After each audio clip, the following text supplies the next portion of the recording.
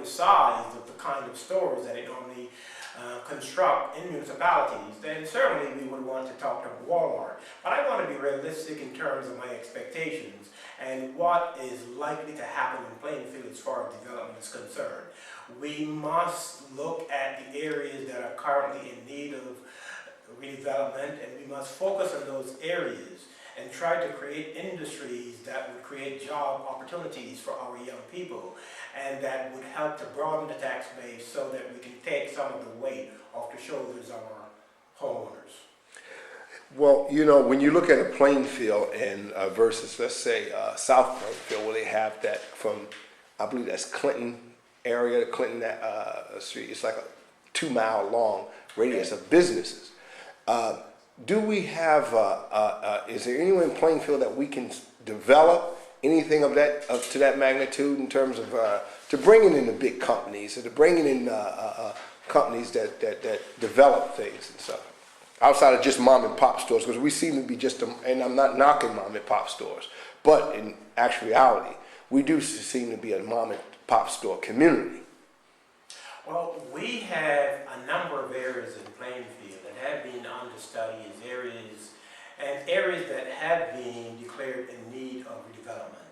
And there are a lot of brownfields on some of these sites. So we have got to find the funds that would help us to rehabilitate some of these brownfield structures that we have in the city.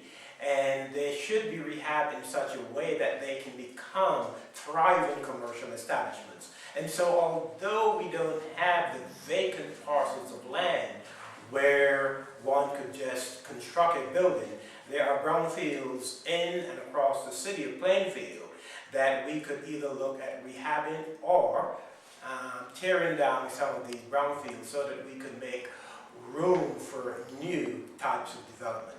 And so whether it's in the area that you just mentioned or in other parts of the city, we have got to look at how we could best utilize our brownfields that are vacant and restore them to economic prosperity. Okay. How can we, what can we do in Plainfield? And I'm sure you've been in politics for a number of years. This has come across your mind. Serve the seniors and to represent them and everything. What can we do to serve the seniors here? The seniors are a very important group in our city. They have paid their dues, and we have to make sure that we do something about the property tax burden that they are carrying right now, because they're on fixed income. And we have got to find ways to alleviate the burden that they are faced with in terms of their ability to pay the taxes that are being assessed on their properties year after year. And so we have got to find ways to just make sure that we take care of our seniors. We've got to find programs that they're interested in.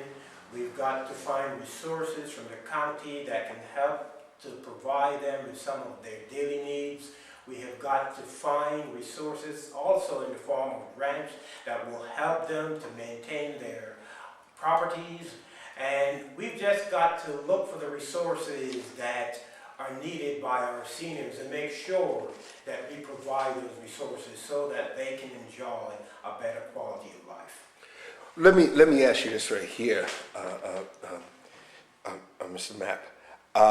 In terms of our youth, you know, Plainfield is a city, but it's a suburban city, unlike the big cities like Newark that has so many industries and things that can cover a lot of different things.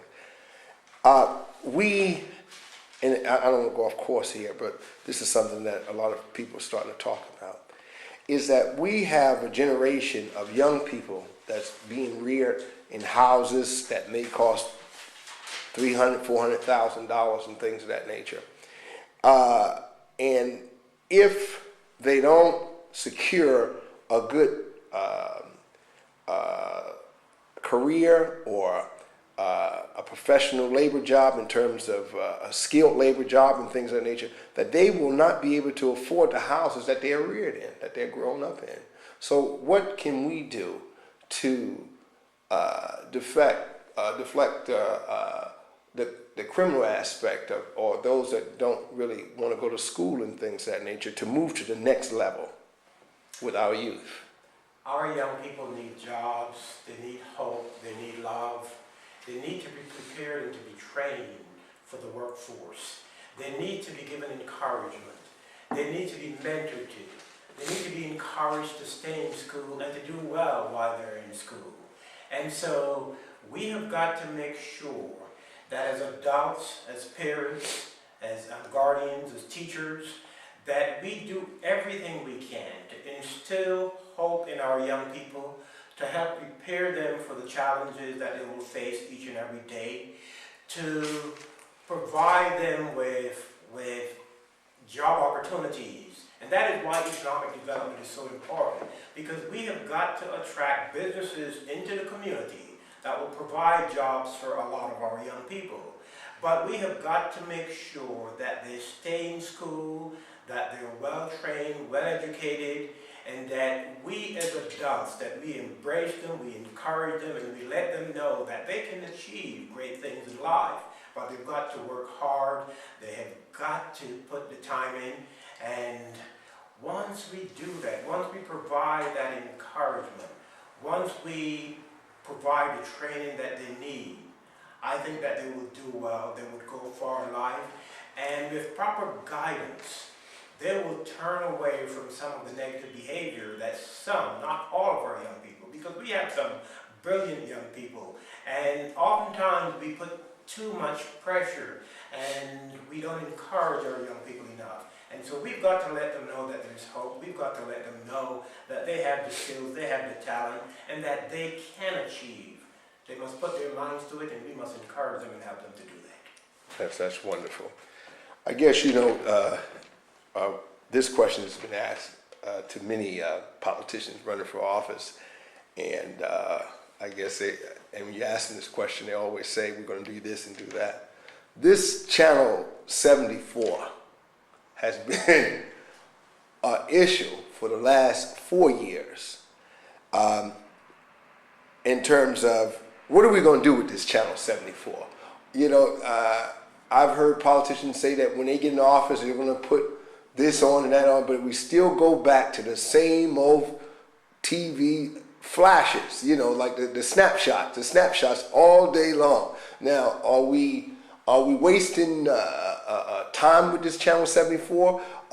Can we do more with this channel? I mean, can we have video on it and things of that nature? Because all I see every time I turn on 74 is I see, a flash, like a still picture and things of that nature. So can we really reconstruct Channel 74 is the question I'm asking. Yes, we can, yes, we must, and yes, we will, when I am returned to the City Council along with Annie McWilliams as the at-large representative. I must tell you that I am very disappointed as someone who sat at the negotiation table and negotiated Channel 74 as well as a second channel, which is to be placed in our school system. I am very disappointed with the ineffective and inefficient management of Station 74 by this current administration. And we must do something to correct that. Channel 74 should be working for the people, and it must not be used as a political tool of this administration or any administration. It must be made available to the people. It must produce the type of public programming that it was designed to do. It must provide a kind of educational programming that it can and should be providing. But one of the important things that it must do, it must broadcast council meetings. We have the tools, so let us use those tools to take council meetings into the homes of the taxpaying citizens of Plainfield. And I think that if you do that, I believe that the council will be made to conduct itself or themselves in a more professional manner, and residents would be able to see their council in operation. And so we must